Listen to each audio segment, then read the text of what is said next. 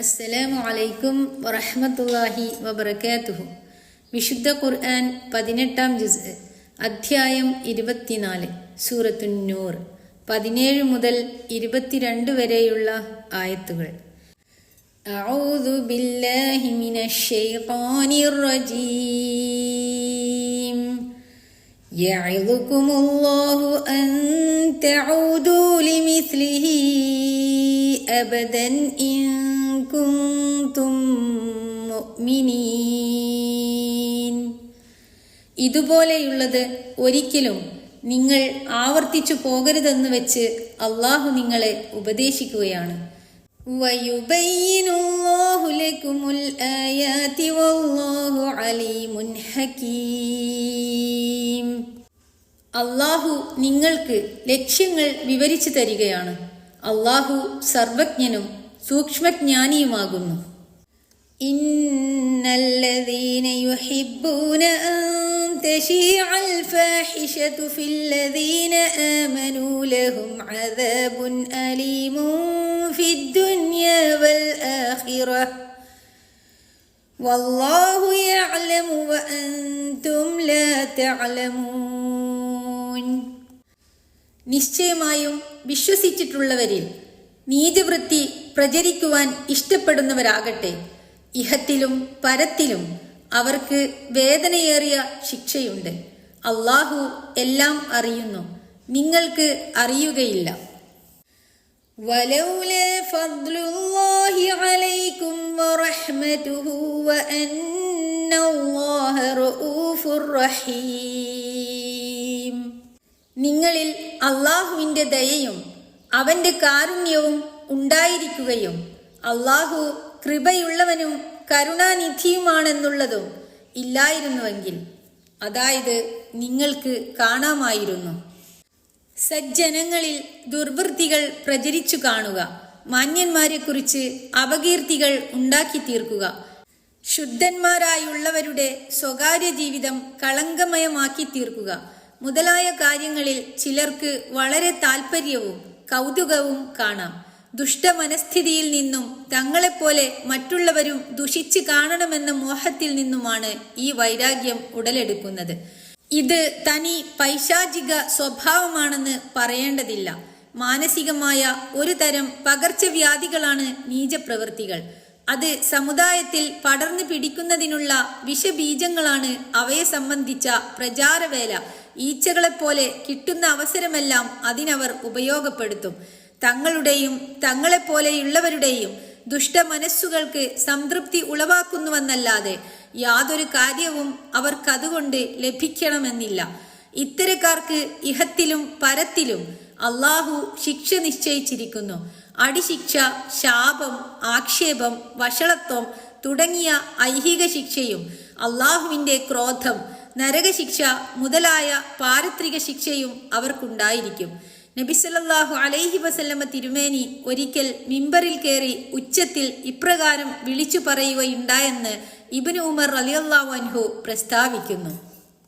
യാ മഅശർ മൻ അസ്ലമ ബിലിസാനിഹി വലം യുഫ്ളിൽ ഈമാനു ഇലാ ഖൽബിഹി ലാ തുഅദ്ദുൽ മുസ്ലിമീന വലാ തുഗയ്യിറൂഹും വലാ തത്തബിഉ ഔറാതിഹിം ഫഇന്നഹു മൻ യത്തബിഉ ഔറത അഖീഹിൽ മുസ്ലിം യത്തബിഉല്ലാഹു ഔറതഹു വമൻ യത്തബിഉല്ലാഹ ഔറതഹു യുഫ്ളിഹു വലൗ ഫീ ജൗഫി റിഹ്ലിഹി. തിർമിദി. സാരം: ഹേ നാവുകൊണ്ട് മുസ്ലിമാവുകയും ഹൃദയത്തിലേക്ക് വിശ്വാസം കടക്കാതിരിക്കുകയും ചെയ്തിട്ടുള്ളവരുടെ സംഘമേ, നിങ്ങൾ മുസ്ലിങ്ങളെ ഉപദ്രവിക്കരുത്, അവരെ അപമാനിക്കുകയും അരുത്, അവരുടെ ഉള്ളുകള്ളികൾ ആരായുകയും ചെയ്യരുത്. കാരണം ഒരാൾ തൻ്റെ മുസ്ലിം സഹോദരന്റെ ഉള്ളുകള്ളി ആരായുന്നതായാൽ അള്ളാഹു അവന്റെ ഉള്ളുകള്ളിയും ആരായും. അള്ളാഹു ഒരുവന്റെ ഉള്ളുകള്ളി ആരായുന്ന പക്ഷം അവൻ അവനെ വഷളാക്കുന്നതാണ്. അവൻ, അതായത് പുറത്തിറങ്ങാതെ തൻ്റെ വസതിയുടെ ഉള്ളിലായിരുന്നാലും ശരി. തിർമിദി. യാ അയ്യുഹല്ലദീന ആമനൂ ലാ തത്തബിഉ ഖുതുവാതിശ് ശൈത്വാൻ വമൻ യത്തബിഉ ഖുതുവാതിശ് ശൈത്വാനി ഫഇന്ന ഇന്നഹു യഅ്മുറു ബിൽ ഫഹ്ശാഇ വൽ മുൻകർ വലൗലാ ഫദ്ലുല്ലാഹി അലൈക്കും വറഹ്മതുഹു മാ സകാ മിൻകും മിൻ അഹദിൻ അബദൻ വലാകിന്നല്ലാഹ യുസക്കി മൻ യശാ വല്ലാഹു സമീഉൻ അലീം. ഹേ വിശ്വസിച്ചിട്ടുള്ളവരെ, നിങ്ങൾ പിശാചിന്റെ കാലടികളെ, അതായത് മാർഗങ്ങളെ പിൻപറ്റരുത്. ആരെങ്കിലും പിശാചിന്റെ കാലടികളെ പിൻപറ്റുന്നതായാൽ നിശ്ചയമായും അവൻ നീചവൃത്തിക്കും ദുരാചാരത്തിനും ഉപദേശിക്കുന്നതാണ്. അള്ളാഹുവിന്റെ ദയയും അവന്റെ കാരുണ്യവും നിങ്ങളിൽ ഇല്ലായിരുന്നുവെങ്കിൽ നിങ്ങളിൽ നിന്ന് ഒരാളും തന്നെ ഒരിക്കലും പരിശുദ്ധപ്പെടുമായിരുന്നില്ല. എങ്കിലും അള്ളാഹു അവൻ ഉദ്ദേശിക്കുന്നവരെ പരിശുദ്ധപ്പെടുത്തുന്നു. അള്ളാഹു എല്ലാം കേൾക്കുന്നവനും അറിയുന്നവനുമാണ്. സത്യവിശ്വാസികൾ ദുർവൃത്തികളിൽ അകപ്പെട്ടു കാണുവാൻ ആഗ്രഹിക്കുന്നതും അതിനുവേണ്ടി വിവിധ മാർഗേണ പരിശ്രമങ്ങൾ നടത്തുന്നതും പിശാചിന്റെ ജോലിയാണ്. അത്തരക്കാരായ മനുഷ്യരൂപികൾ അവന്റെ അനുയായികളുമാകുന്നു. പിശാചിന്റെ മാർഗത്തിൽ പ്രവേശിക്കുന്ന അനുയായികളോട് അവൻ നിഷിദ്ധവും നികൃഷ്ടവുമായതല്ലാതെ ഉപദേശിക്കുകയില്ല. പിശാചിന്റെ ഉപദേശങ്ങൾ സ്വീകരിക്കുന്നതിന്റെ ഭവിഷ്യത്ത് എന്തായിരിക്കുമെന്ന് പറയേണ്ടതില്ല. സൂറത്ത് ഹജ്ജ് 4 അള്ളാഹു പ്രസ്താവിച്ചതുപോലെ അവൻ അവനെ വഴിതെറ്റിക്കുകയും നരകത്തിലേക്ക് നയിക്കുകയുമാണ് ചെയ്യുക. ആകയാൽ പിശാചിന്റെ മാർഗം ഒരിക്കലും പിൻപറ്റിപ്പോകരുതെന്ന് അള്ളാഹു സത്യവിശ്വാസികളെ വിളിച്ച് ഉപദേശിക്കുകയാണ്.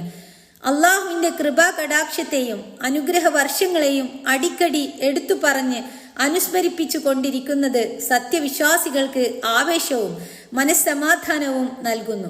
അവിശ്വാസികൾക്ക് അത് താക്കീതുമാകുന്നു. ولا يأتل أولو الفضل منكم والسعة أن يؤتوا أولي القربى والمساكين والمهاجرين في سبيل الله وليعفوا وليصفحوا ألا تحبون أن يغفر الله لكم والله غفور رحيم. നിങ്ങളിൽ ശ്രേഷ്ഠതയും നിവൃത്തിയുമുള്ളവർ കുടുംബബന്ധമുള്ളവർക്കും സാധുക്കൾക്കും അള്ളാഹുവിന്റെ മാർഗത്തിൽ ഹിജ്റ, അതായത് നാടുവിട്ട് പോന്നിട്ടുള്ളവർക്കും തങ്ങൾ കൊടുത്തു വരുന്നതിന് സത്യം ചെയ്ത് മുടക്കുണ്ടാക്കരുത്. അവർ മാപ്പു നൽകുകയും വിട്ടുകൊടുക്കുകയും ചെയ്യട്ടെ. നിങ്ങൾക്ക് അള്ളാഹു പൊറുത്തു തരുന്നതിനെ നിങ്ങൾ ഇഷ്ടപ്പെടുന്നില്ലേ? അള്ളാഹു ആകട്ടെ വളരെ പൊറുക്കുന്നവനും കരുണാനിധിയുമാകുന്നു. യോഗ്യതയും കഴിവുമുള്ള ആളുകൾ കുടുംബങ്ങളെയും സാധുജനങ്ങളെയും അള്ളാഹുവിന്റെ മാർഗത്തിൽ ത്യാഗം ചെയ്ത് ബുദ്ധിമുട്ട് അനുഭവിക്കുന്നവരെയും സഹായിക്കേണ്ടതാകുന്നു. അവർക്ക് സഹായം നൽകപ്പെടേണ്ടതിന് അവർക്കുള്ള അർഹത അവരുടെ കുടുംബബന്ധം, സാധുത്വം, ത്യാഗം എന്നിവ തന്നെയാണ്. വല്ല തെറ്റുകുറ്റവും അവർ ചെയ്തു പോയെന്ന് വെച്ച് അത് മുടക്കുവാനോ മേലിൽ വല്ല സഹായവും നൽകുകയില്ലെന്ന് നിശ്ചയിക്കുവാനോ പാടുള്ളതല്ല. അവരുടെ പക്കൽ വന്ന അബദ്ധങ്ങൾ അവർക്ക് മാപ്പു ചെയ്തു കൊടുക്കുകയും വിട്ടുവീഴ്ച ചെയ്യുകയുമാണ് വേണ്ടത് എന്നാണ് ഈ വചനം ഉപദേശിക്കുന്നത്. ശ്രേഷ്ഠതയും നിവൃത്തിയും ഉള്ളവർ എന്നു പറഞ്ഞതുകൊണ്ട് കേവലം വലിയ ധനവാന്മാരും പ്രമാണികളും മാത്രമേ മറ്റുള്ളവർക്ക് ഉപകാരം ചെയ്യേണ്ടതുള്ളൂ എന്ന് ധരിക്കേണ്ടതില്ല. എല്ലാവരും അവനവന്റെ കഴിവും ഹിതവുമനുസരിച്ച് ബാധ്യസ്ഥർ തന്നെ. പക്ഷേ കഴിവും ത്രാണിയുമുള്ളവർ അത് ചെയ്യാതിരിക്കുന്നതും ചെയ്തുകൊണ്ടിരിക്കുന്ന ഉപകാരം എന്തെങ്കിലും കാരണത്തെ ചൊല്ലി മുടക്കിക്കളയുന്നതും പാടില്ലെന്ന വസ്തുത പ്രത്യേകം ഓർമ്മപ്പെടുത്തുകയാണ് ചെയ്യുന്നത്. ആയത്തിന്റെ അവസാന ഭാഗം ശ്രദ്ധിക്കുക.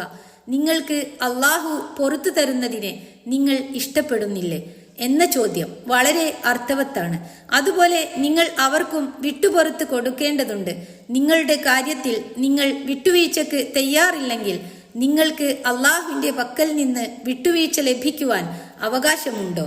ആകയാൽ അള്ളാഹു നിങ്ങൾക്ക് പൊറുത്തു തരേണ്ടതിനായി നിങ്ങൾ അവർക്കും മാപ്പ് നൽകേണ്ടിയിരിക്കുന്നു എന്ന് സാരം. ഈ വചനം അവതരിച്ച സന്ദർഭം ഏതാണെന്ന് ആയിഷ റളിയല്ലാഹു അൻഹായുടെ മേലുദ്ധരിച്ച നീണ്ട ഹദീസിൽ നിന്ന് വ്യക്തമാണ്. ആയിഷ റളിയല്ലാഹു അൻഹായെ പറ്റി അപരാധം പറയുന്നതിൽ കാര്യമായ ഒരു പങ്ക് വഹിച്ചത് നിമിത്തം മിസ്തഹ് റളിയല്ലാഹു അൻഹുവിന് ഇനിമേലിൽ തന്റെ സഹായം തുടരുകയില്ലെന്ന് അബൂബക്കർ റളിയല്ലാഹു അൻഹു സത്യം ചെയ്യുകയുണ്ടായല്ലോ. അല തുഹിബ്ബൂന അൻ യഗ്ഫിറല്ലാഹു ലക്കും, അള്ളാഹു നിങ്ങൾക്ക് പുറത്തു തരുന്നത് നിങ്ങൾ ഇഷ്ടപ്പെടുന്നില്ലേ എന്ന വാക്യം കേട്ടാൽ പിന്നെയുണ്ടോ? അബൂബക്കർ റളിയല്ലാഹു അൻഹു താമസിക്കുന്നു. അദ്ദേഹം ചെയ്തതെന്താണെന്ന് പ്രസ്തുത ഹദീസിന്റെ ബാക്കി ഭാഗത്തിൽ ആയിഷ റളിയല്ലാഹു അൻഹ വിവരിക്കുന്നത് കാണുക. അവർ പറയുന്നു, അദ്ദേഹം ഉടനെ പറഞ്ഞു, ഇല്ലാതെ അള്ളാഹു തന്നെയാണ് സത്യം. അള്ളാഹു എനിക്ക് പുറത്തു തരുവാൻ നിശ്ചയമായും ഞാൻ ആഗ്രഹിക്കുന്നുണ്ട്. അങ്ങനെ മിസ്തഹിന് അദ്ദേഹം കൊടുത്തു വന്നിരുന്ന ചിലവുകളെല്ലാം വീണ്ടും കൊടുക്കുകയും അവനിൽ നിന്ന് ഞാനിത് ഒരിക്കലും എടുത്തു കളയുന്നതല്ല എന്ന് സത്യം ചെയ്തു പറയുകയും ചെയ്തു. ആയിഷ റളിയല്ലാഹു അൻഹ തുടരുന്നു, റസൂൽ സല്ലല്ലാഹു അലൈഹി വസല്ലമ എന്റെ കാര്യത്തെക്കുറിച്ച് മറ്റൊരു പത്നിയായ സൈനബ റളിയല്ലാഹു അൻഹയോട് അന്വേഷണം നടത്തുകയുണ്ടായി. തിരുമേനി ചോദിച്ചു, സൈനബ്, ആയിഷയെക്കുറിച്ച് തനിക്ക് എന്താണ് അറിയുക? താൻ എന്താണ് കണ്ടിട്ടുള്ളത്? അവർ പറഞ്ഞത്, അള്ളാഹുവിന്റെ റസൂലെ, ഞാൻ കേൾവിയും കാഴ്ചയും, അതായത് കണ്ണും ചെവിയും കാത്തുവരികയാണ്. അള്ളാഹുവിനെ തന്നെയാണ്. അവരെപ്പറ്റി ഞാൻ ഗുണമല്ലാതെ ഒന്നും അറിഞ്ഞിട്ടില്ല എന്നായിരുന്നു. ഇവരായിരുന്നു നബി സല്ലല്ലാഹു അലൈഹി വസല്ലമയുടെ ഭാര്യമാരിൽ എന്നോട് കിടനടിച്ച് വന്നിരുന്ന ഭാര്യ. അള്ളാഹു അവരുടെ സൂക്ഷ്മബോധം നിമിത്തം അവരെ കാത്തുരക്ഷിച്ചു. എന്നാൽ അവരുടെ സഹോദരി ഹംന റളിയല്ലാഹു അൻഹയാകട്ടെ അവർക്കു വേണ്ടി, അതായത് സൈനബക്കു വേണ്ടി എനിക്കെതിരെ സമരം നടത്തുകയായിരുന്നു. അതിനാൽ ഈ കെട്ടുകഥയാൽ നാശം സംഭവിച്ചവരിൽ അവരും അകപ്പെട്ടു. ഹദീസ് ഇവിടെ അവസാനിച്ചു. മിസ്തഹ് റളിയല്ലാഹു അൻഹുവിന്റെ പക്കൽ ഇങ്ങനെ ഒരു അബദ്ധം വന്നിട്ടുണ്ടെങ്കിലും അദ്ദേഹം അള്ളാഹുവിന്റെ മാർഗത്തിൽ നാടും വീടും ത്യജിച്ചു പോന്ന മുഹാജിറുകളിൽപ്പെട്ട മാന്യനാണെന്ന ഒരു പ്രശംസ ഈ ആയത്തിൽ അടങ്ങിയിട്ടുള്ളത് കാണാം. അതുപോലെ തന്നെ അതിൽ പങ്കെടുത്ത മറ്റു മുസ്ലിങ്ങളോടും മേലിൽ വെറുപ്പൊന്നും കരുതാതെ വിട്ടുവീഴ്ചയോടെ വർത്തിക്കണമെന്നുള്ള ഉപദേശവും അതിലുണ്ട്. ആയിഷ റളിയല്ലാഹു അൻഹയെക്കുറിച്ച് വ്യഭിചാരാരോപണം നടത്തിയവരെ സംബന്ധിച്ച് കഴിഞ്ഞ ആയത്തുകളിൽ പല താക്കീതുകളും അടങ്ങിയതായി കാണാം. അവയുടെ ചുരുക്കം ഇതാണ്: 1. ചെറിയ തോതിലാകട്ടെ വലിയ തോതിലാകട്ടെ പങ്കെടുത്തവർക്ക് അവരവരുടെ തോതനുസരിച്ചുള്ള ശിക്ഷയുണ്ട്. 11-ാം വചനം. 2. സത്യവിശ്വാസികൾ തമ്മിൽ സൽവിചാരം വിചാരിക്കുകയും അസൂയക്കാർ പറഞ്ഞത് കളവാണെന്ന് വെക്കുകയും ചെയ്യേണ്ടതായിരുന്നു. 12-ാം വചനം. 3. 4 സാക്ഷികളെ അവർ കൊണ്ടുവരേണ്ടതായിരുന്നു. അതില്ലാത്തതിനാൽ അവർ കള്ളവാദികളാണെന്നാണ് വിധിക്കപ്പെടുക. 13-ാം വചനം. 4. അള്ളാഹുവിന്റെ അനുഗ്രഹവും കാരുണ്യവും ഇല്ലായിരുന്നുവെങ്കിൽ അതികഠിന ശിക്ഷ തൽക്ഷണം തന്നെ ലഭിക്കുമായിരുന്നു. 14-ാം വചനം. 5. ശരിക്ക് അറിവില്ലാത്ത കാര്യം പറഞ്ഞ് പ്രചരിപ്പിക്കുകയും അത് നിസ്സാരമായി ഗണിക്കുകയുമാണവർ. 15-ാം വചനം. 6. ഇത് പറയുവാൻ കൊള്ളാത്തതാണ്, ഇത് നുണയാണ് എന്ന് പറഞ്ഞ് തള്ളിക്കളയേണ്ടിയിരുന്നു. 16-ാം വചനം. 7. സത്യവിശ്വാസികളാണെങ്കിൽ മേലിൽ ഇങ്ങനെ ചെയ്യാതിരിക്കുവാൻ വേണ്ടുന്ന ഉപദേശവും ലക്ഷ്യവും നൽകുന്നു. 17-18 വചനങ്ങൾ. 8. സത്യവിശ്വാസികളിൽ നീചവൃത്തി പ്രചരിച്ചു കാണുവാൻ ആഗ്രഹിക്കുന്നവർക്ക് ഇഹത്തിലും പരത്തിലും വമ്പിച്ച ശിക്ഷയുണ്ട്. 19-ാം വചനം.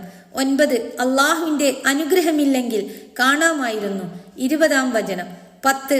അത് പിശാചിന്റെ മാർഗം പിൻപറ്റലാണ്. 21-ാം വചനം. അതേസമയത്ത് ഈ 22-ാം വചനത്തിൽ ആരോപണത്തിന് പാത്രമായവരുടെ ഭാഗത്തു നിന്ന് അവർക്ക് വിട്ടുകൊടുപ്പാനും സഹായ സഹകരണങ്ങൾ നൽകിക്കൊണ്ടിരിക്കുവാനും ഉപദേശിക്കുകയും അത് തങ്ങൾക്ക് അള്ളാഹുവിങ്കൽ നിന്നുള്ള മാപ്പും പൊറുതിയും ലഭിക്കുവാൻ കാരണമാണെന്ന് സൂചിപ്പിക്കുകയും ചെയ്തിരിക്കുന്നു. കഴിഞ്ഞ ആയത്തുകളിൽ പ്രധാന സംസാര വിഷയം ആയിഷ റളിയല്ലാഹു അൻഹയുടെ സംഭവമായിരുന്നുവല്ലോ. തുടർന്നുള്ള വചനങ്ങളിൽ ഗുണവതികളായ സത്യവിശ്വാസിനികളെപ്പറ്റി അപരാധം പറഞ്ഞുണ്ടാക്കുന്ന എല്ലാവരെക്കുറിച്ചും പൊതുവിൽ താക്കീത് ചെയ്യുന്നു.